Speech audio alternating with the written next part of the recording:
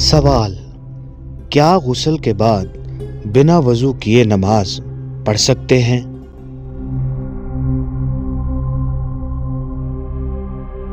جواب: مسنون تو یہ ہے کہ غسل کے شروع میں باقاعدہ وضو کر لیا جائے، اور اگر کسی نے غسل سے پہلے وضو نہیں کیا تو غسل کے ساتھ وضو بھی ہو جائے گا، کیونکہ غسل میں پورے جسم کے ساتھ اعضائے وضو بھی دھل جاتے ہیں۔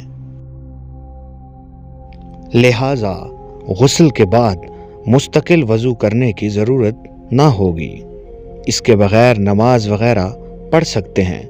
البتہ اگر غسل کے بعد وضو ٹوٹ گیا تو نماز وغیرہ کے لیے بہرحال دوبارہ وضو کرنا ضروری ہوگا۔ ہر مرد و عورت کو یہ جاننا ضروری ہے کہ غسل کس کو کہتے ہیں۔ کیا صرف بدن پر پانی بہانے کو ہی غسل کہتے ہیں، یا اس کے کوئی فرائض و سنتیں بھی ہیں؟ غسل میں 3 فرض ہیں۔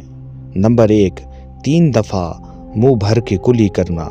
نمبر 2، 3 دفعہ ناک کی نرم ہڈی تک پانی ڈالنا۔ اور نمبر 3 دفعہ تمام بدن پر پانی ایسے بہانا کہ پورے جسم پر ایک بال برابر جگہ بھی خشک نہ رہے۔ غسل میں 5 سنتیں ہیں۔ نمبر 1، دونوں ہاتھ کلائیوں تک دھونا۔